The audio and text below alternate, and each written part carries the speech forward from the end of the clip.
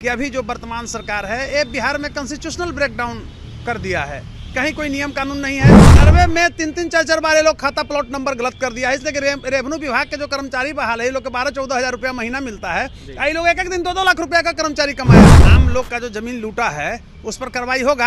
आप जहां पर बैठे हुए हैं पाटलिपुत्र में देखिए, पटना में सब नाला पर जो है से कब्जा करके जमीन बना लिया। सब मंदिर के बगल में, मस्जिद के बगल में अवैध कब्जा करके रोड के जमीन और दुकान बना लिया है। कि डरना नहीं है, इस फरमान से न्याय मिलेगा। लेकिन सरकार से भी मांग है, ये सरकार का प्लेटफॉर्म है कि सरकार इस तरह की हरकत करना बंद करे। मामला कोर्ट में भी आएगा। बिल्कुल कोर्ट में आएगा। बिहार के राजस्व एवं भूमि सुधार विभाग के द्वारा भूमि सर्वे को देखते हुए देखिए पोर्टल अब जाकर लॉक कर दिया गया है। इस तरीके की खबरें सोशल मीडिया पे तैर रही है कि जिन लोगों के पास कागजात नहीं है वो अब जमीन नहीं बेच पाएंगे। इसके साथ ही और भी कई तरह के निर्देश जो हैं वो देखने को मिल रहे हैं। ऐसे मेरे साथ बात करने के लिए पटना हाईकोर्ट के जाने माने अधिवक्ता डॉक्टर कौशलेंद्र नारायण है, जुड़ेंगे, बात करेंगे। कौशलेंद्र जी, कैसे देख रहे हैं पोर्टल लॉक की खबरें आ रही है?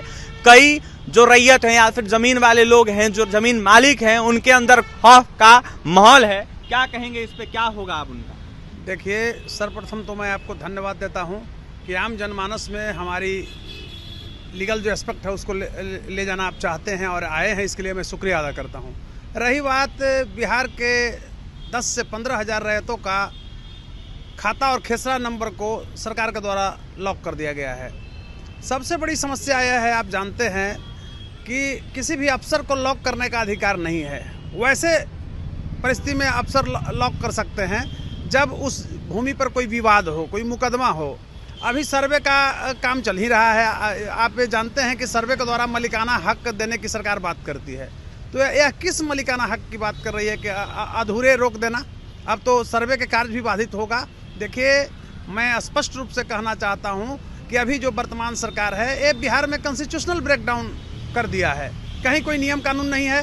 देखिए, जमीन का जो अधिकार है सरकार के पास है, मैं मानता हूं, लेकिन आप जमींदारी जो एक्ट है उसमें सरकार जो है जमीन की प्रकृति तय कर सकती है, ना कि मलिकाना हक। आपको मैं बताना चाहता हूं, ये अदालत तय करेगी।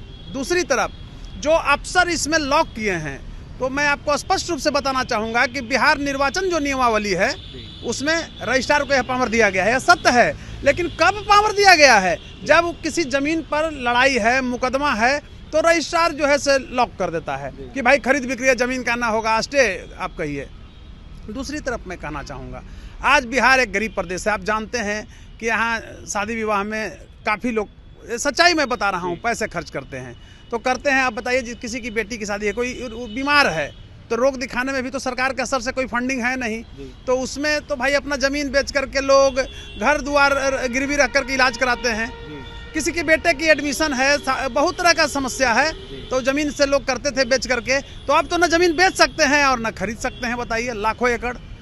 दूसरी तरफ सरकार ठग रही है कि आप समझिए कि जिला एक ट्रिब्यूनल बना दिया है, ट्रिब्यूनल अदालत।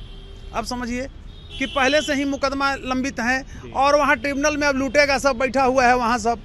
दूसरी तरफ आपको मैं बता रहा हूँ, उसके बाद सीधे आप हाई कोर्ट और सुप्रीम कोर्ट में जा सकते हैं। तो कहीं से न्यायोचित नहीं है। इसकी जितनी निंदा की जाए कम है और सरकार को यथाशीघ्र इस पर रोक लगानी चाहिए। और दूसरी तरफ मैं कहना चाहता हूं कि किसी भी टाइटल का अधिकार जो है सरकार के पास नहीं है, यह अदालत के पास ही होता है। तो क्या जमीन छिन जाएगी जिनके पास कागजात नहीं है? अब तो भाई सरकार की वही मंशा ही है।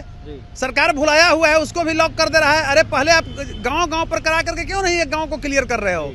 आप ऐसा मानिए, जैसे सर्वे हो रहा है, सर्वे में 3-3, 4-4 बार ये लोग खाता प्लॉट नंबर गलत कर दिया है। इसलिए कि रेवेन्यू विभाग के जो कर्मचारी बहाल है ये लोग के 12-14 हज़ार रुपया महीना मिलता है। ये लोग एक दिन 2-2 लाख रुपया का कर्मचारी कमाया है। आप बताइए कि कर्मचारी 2 लाख रुपया कमाया है। ये सीओ से लेकर के बंदोबस्त पदाधिकारी से लेकर के डीएम तक का पैसा देता है, तब उसको कौन देखने वाला है, बताइए। लेकिन कहा यह जा रहा है कि जिन्होंने गलती की है, जिन्होंने जमीन लूटा है आम लोगों का, उन पर कार्रवाई होगी, इससे आम लोगों को फायदा होगा। इससे नहीं, आम लोग का जो जमीन लूटा है उस पर कार्रवाई होगा।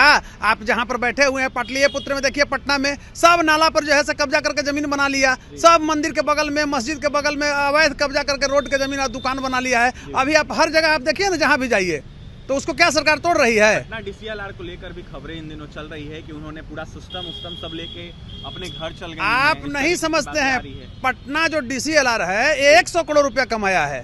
इसके खिलाफ मैंने ही आवाज उठाया था, जिस तरह से एम्स के डायरेक्टर के खिलाफ मैंने उठाया, उसी तरह से डीसीएलआर के खिलाफ उठाया था। तो डीसीएलआर ने 100 करोड़ रुपया कमाया है। आप बताइए इसको क्या फर्क पड़ेगा? अगर सस्पेंडेड रहेगा तो ये सब लुटेरा है और सरकार के मशक्कत के चलते, खासकर ऐसे कि सरकार के अस्पष्ट रुख के चलते आम पब्लिक को मशक्कत उठानी पड़ रही है। आप ये बताइए किसी भी जाति के गरीब लोगों के कोई कल्याण होता है क्या? उससे पैसा नहीं लेता है। अफसरों की कोई जाति नहीं होती है, दलालों की कोई जाति नहीं होती है, गुंडों अपराधियों मवालियों की कोई जाति नहीं होती है। उसको जहां स्वार्थ मिलेगा वहां पर वो आक्रमण करते हैं, वहां से वो लूटते हैं।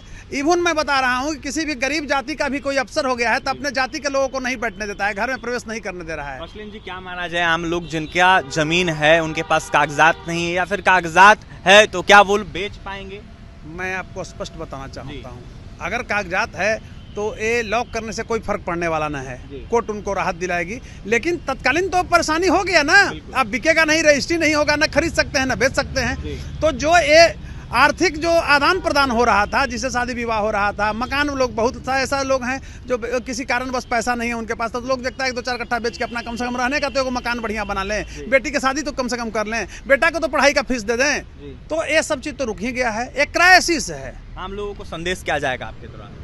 कि डरना नहीं है। अब सरकार मेरा अगर संदेश है, मैं स्पष्ट रूप से कह रहा हूं, तो एकत्रित होकर के वो लोग आंदोलन करें। और मैं इस रूप में कह रहा हूं, लीगल एस्पेक्ट के अलावा भी कह रहा हूं कि भारतीय स्वतंत्रता आंदोलन की जब लड़ाई चली थी, अंग्रेजों के खिलाफ लड़ना था, किसी एक वर्ग में स्पष्ट रूप से कह रहा हूं सबसे ज्यादा अगर योगदान है तो वकीलों का योगदान है। आप जितना देखिएगा, मोतीलाल नेहरू से लेकर जवाहरलाल नेहरू से लेकर कालांतर में आपको अरुण जेटली से लेकर के अभी जितना इधर है सुषमा स्वराज तक, बिहार के रविशंकर प्रसाद जी से लेकर सारे लोग मतलब एक वकील रहे।